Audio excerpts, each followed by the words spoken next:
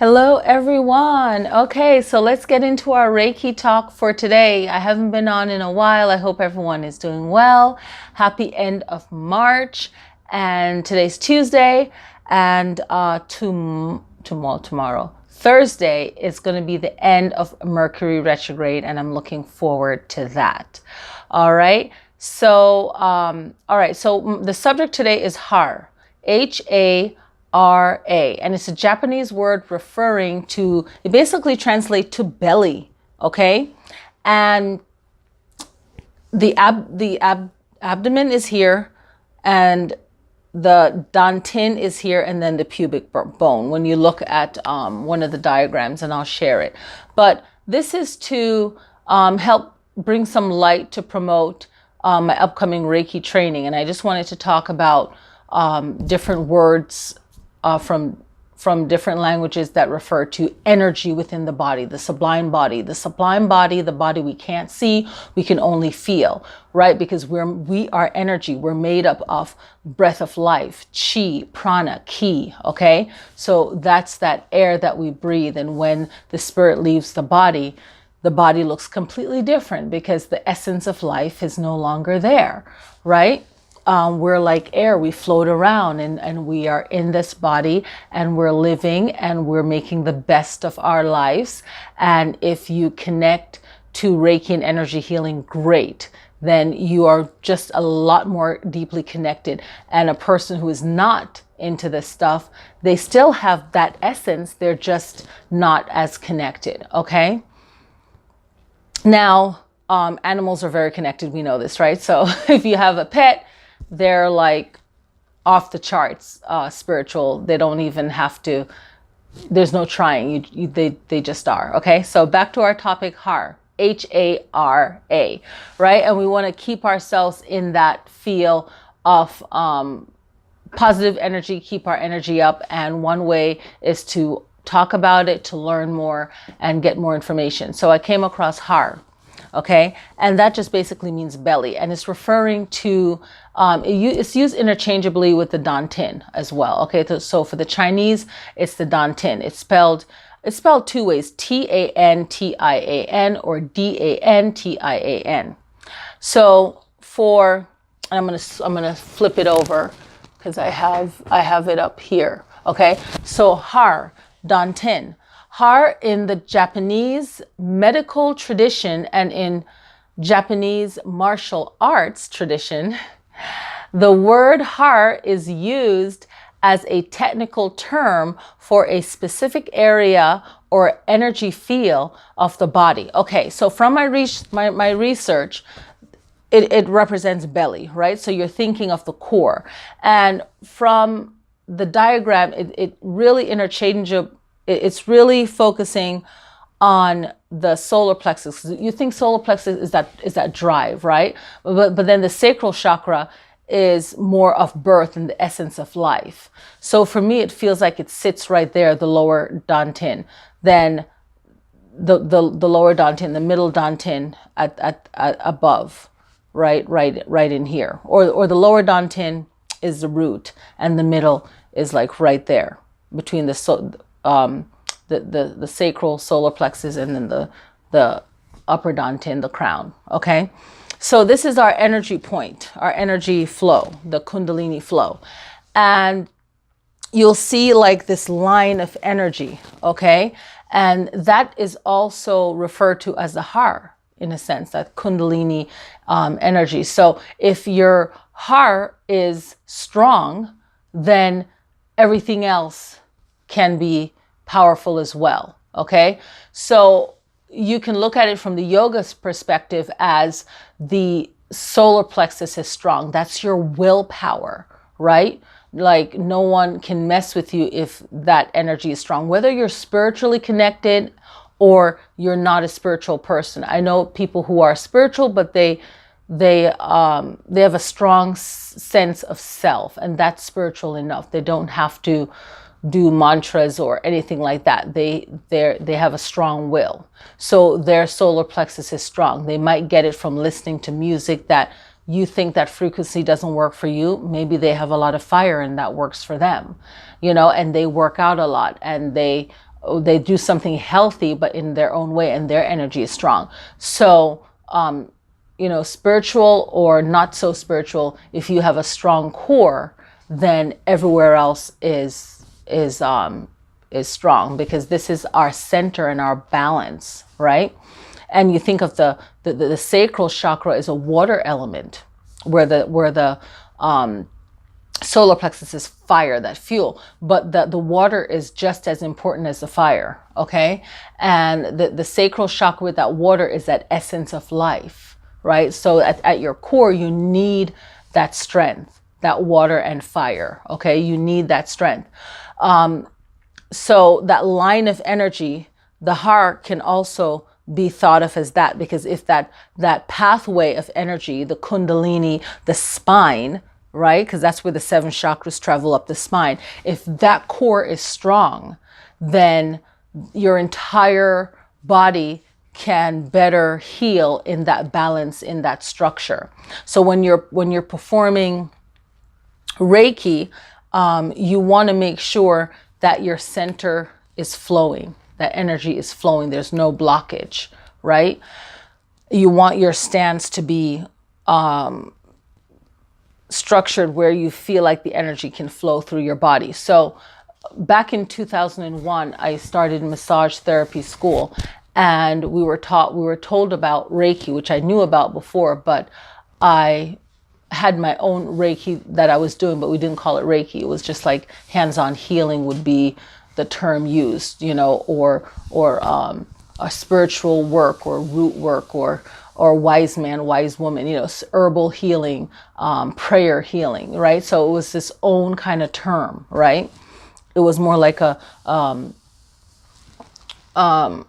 like we call it the bush people, or healers, right? So healer man or healer woman. So there was this, my own energy practice of herbs and rest and eating healthy, exercise, and just focusing the energy and praying and clearing it, right? I never called it Reiki. So when I heard of Reiki from Japan, I was like, okay, cool, that's nice. But I already had my own thing going on already. And then Reiki, then from massage school, I'm like, okay, well, let me look into this Reiki to help protect my energy when I'm working with clients, because I know that you're physically touching the person. So in my tradition, my culture and spiritual belief, we believe in energy, right? And the energy of a place, the energy within you, the energy of another person, whether they're talking and they make you feel drained when you're finished talking to them, or they make you feel depressed, right? So even before I knew the term energy vampire, we would say the person just sucks the energy out of me, or suck the life out of the room, So you understand that when you hear the new term, and you're like, yeah, I know what that is, right? So I was aware of energy. So I went out in my local town and found a Reiki master, since I was learning massage in across the border in a different state at the time. And then later on in our practice, after our studies, we learned about Qigong, right? Not Qigong, Tai Chi. And I've always seen Tai Chi being performed. I've played with it a little, but not studied it. This is back in the early 2000s. And as a kid growing up in New York, I would see older people practicing in the park. Of course, you see it on TV. You'd see someone doing it outside in the park. And I was like, okay, that looks cool. That's from China. So I never really took notice of it. And then we were taught the flow of it to help our, one of the teachers there knew Tai Chi and taught us and told us to go seek it out and learn more, to help your body last with all the clients and all the body strength you'll be using, and how to use your body to distribute the right amount of pressure for that client, for their muscles, okay, for their body. And if you're doing sports massage, they're like, well, you definitely need to learn Tai Chi and Qigong and so on.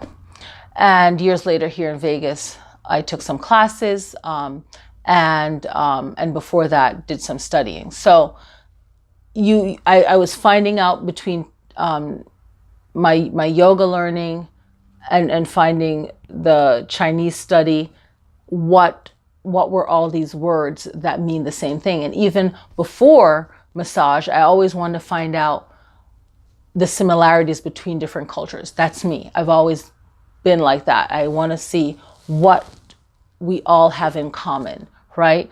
And as far as the chakras, every culture talks about energy in the body, and a lot of their writings may be missing, or recovered through meditation, or through finding it on a scroll, or whatever, an old book or old diary, whatever.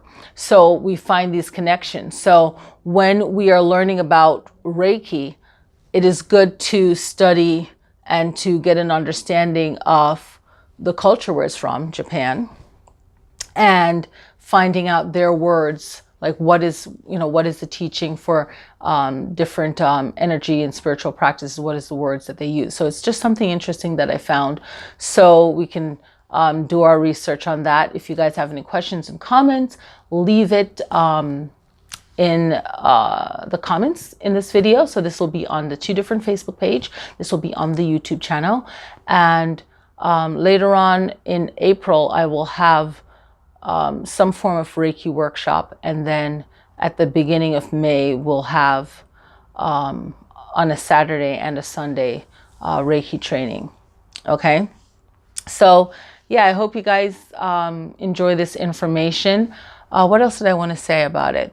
The Hara, right? So the Hara is another word for belly, and the is referring to the energy of our body, right? So that the Kundalini energy that flows up the spine to have you raise your vibration and keep your energy up. That's very good. And then when you're clearing the chakras, or you're strengthening each Dantien, the lower, the center, and the crown, this is going to make your aura even healthier and happier, because you are that. So whatever you're feeling inside, you're going to reflect that outward, whether you realize it or not, through the expression on your face, your personality, the energy that you're letting off. You can feel it.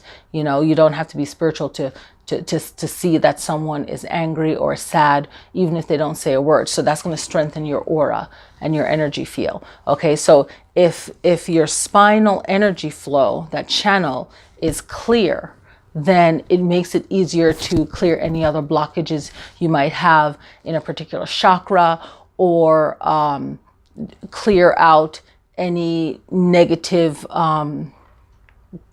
energies that are coming towards you when you're working on a person or being around people, and like we always teach, when you wake up, you clear your energy, you protect your energetic field, especially if you're working with a lot of people. And in yoga, we have that through mantra. We have that through, even in yoga, when you inhale, bringing the arms up, exhale, you're clearing your own energy feel. That's what you're doing. You don't learn that in the class, but when you take other martial arts form, you realize that that's what they're doing. And along the way, you might not get that in your yoga training. But you are inhaling up, raising your vibration, exhaling, grounding your energy. You're breathing, you're doing a pranayama, a breath exercise, but you can also get the spiritual practice or teaching of it is clearing your space. Okay, so you'd have to mentally know that. So first you're just doing the pranayama, but spiritually you can also use that to clear your space. Okay, lifting up your vibration and grounding your own energy, and that protects you from other people upsetting you, or you feeling personally attached to whatever garbage someone is saying to you. Okay, and you want to protect your own energy. All right, whether you're working on someone, performing Reiki, or you are just going about your day. So I hope this helps, and I will talk to you guys next time. If you have any questions or comments, just leave them here, and I will see you guys at the center. Yeah, for all the students, the new location, it's all posted on the Facebook page, and I will see you there.